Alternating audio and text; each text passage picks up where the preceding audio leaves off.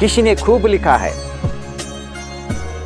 ये मानव मन को उपदेश करने के लिए वही कहानी मैं इस प्रवचन में आपको तुम्हारे लिए बोलना चाहता हूं।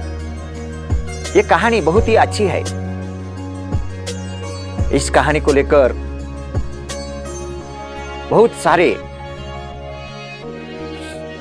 ज्ञानी लोग, पंडित लोग इसे सुने हैं और प्रवचन में बोले हैं।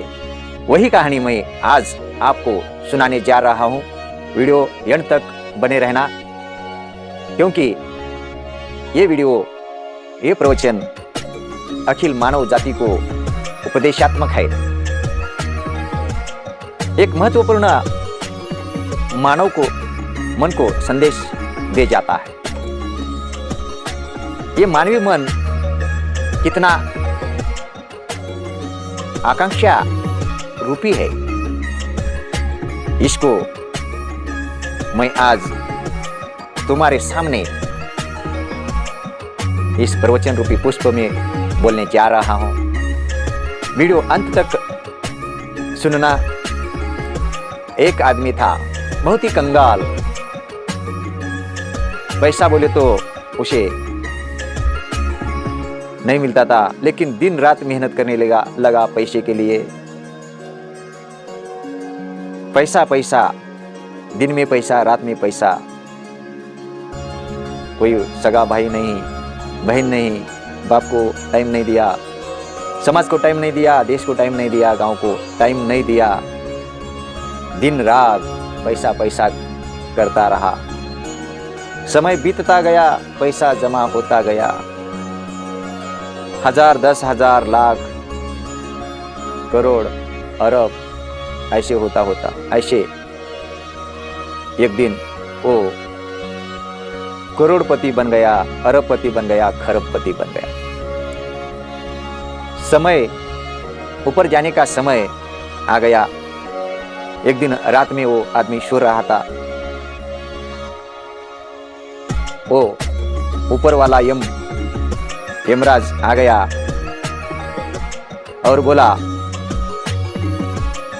उठो। वो आदमी सो रहा था। उठो बोलने के बाद वो उठ गया और बाद में, क्यों भाई, मुझे क्यों उठा रहा है और तू कौन है? ऐसे प्रश्न करने के बाद वो आदमी बोला, मैं मृत्युलोक का पुरुष नहीं हूं, मैं यमलोक का यमराज हूं। तुझे लेने आया हूं, तेरा समय खत्म हो गया है और तुझे मेरे साथ चलना होगा। वो अरबपति, करोड़पति आदमी बोला, यमराज, मेरे पास बहुत सारा पैसा है, धन है, तुम्हें कितना होना उतना मैं देता हूं। मुझे एक जीने का मौका दो, मैं अब जो रुपए दूंगा। यमराज ने बोला, क्यों भाई, तेरा भी टाइम खराब कर रहा है, मेरा भी टाइम खराब कर रहा है। ये कुछ नहीं होता, मुझे पैसे नहीं चाहिए, तेरा वक्त आ गया, मृत्युलोक में रहने का समय तेरा खत्म हो गया है, आओ मेरे साथ। नहीं, मुझे एक दिन दो, एक दिन की मोहलत दो। क्यों भाई, ऐसा क्यों बोल रहा है? एक दिन नहीं, एक मिनट नहीं, तेरा टाइम आ गया है और तू मेरे साथ चल, क्यों वक्त बर्बाद कर रहा है? ऐसे बोलने के बाद वो करोड़पति आदमी बोलता है यमराज को, हे यमराज देवता, मुझे सिर्फ खत लिखने का इतना तो मौका दो। ऐसा बोले तो यमराज भी भावुक हो गए। हाँ, इतना मैं मोहलत देता हूं, खत लिख। वो आदमी खत लिखने को बैठा, लिखा खत में, वो खत में क्या लिखता है कि मैं दिन रात पैसे के लिए काम करता रहा, लखपति से करोड़पति बन गया, करोड़पति से अरबपति बन गया, लेकिन मुझे 1 मिनट की मोहलत नहीं मिली, शगुन नहीं मिला, समाज के लिए, भाई बहन के लिए, माता पिता के लिए टाइम नहीं मिला, और मेरे जीवन का सुख और शगुन सब इस पैसे ने छीन लिया। अब मैं बिना आनंद के ही दुख से, इतने पैसे होते हुए भी मैं ये लोग छोड़कर मैं परलोक जा रहा हूँ। इसलिए मेरा कहना ये है कि तुम सब मिलकर आनंद से, एकजुट से सभी को टाइम दिया करो, आनंद लिया करो और पैसा कमाया करो, भक्ति करो। ये आध्यात्मिक आनंद है। आध्यात्मिक आनंद के लिए इससे बढ़कर कोई आनंद नहीं होता।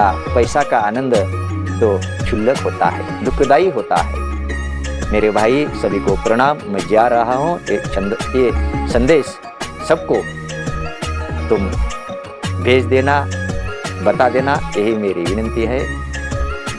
रामकृष्ण हरि।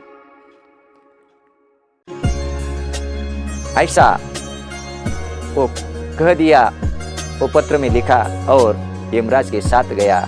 वो गत प्राण हो गया। यमराज उसका प्राण लेकर यमलोक को गया। ऐसी एक कहानी है। ये कहानी बिल्कुल सही है, सत्य घटना पर आधारित है। दुनिया में कोई भी किसी वक्त भी वो बुलावा आने के बाद जाना पड़ता है। इसीलिए मैं अभी थोड़ा टाइम लेकर मैं ये करता हूँ, ये करने का है, वो करने का है। हमारे पास कुछ भी नहीं है। जो समय है उस समय में ही अपना आनंद, भक्ति का आनंद, आध्यात्मिक आनंद, समाज सेवा का आनंद लेना और प्रगति करना, यही मानव का धर्म है। मेरे भाइयों, इस समाज में कोई किसी का नहीं है। इसलिए आनंद से जीवन बिताना यही सबका धर्म है। मानवता यही धर्म है। और दया, सहानुभूति, प्रेम यही मूल तत्व है। इस जगत में कोई श्रेष्ठ है न कोई कनिष्ठ है। यही मेरे प्रवचन में इस कहानी का अर्थ है।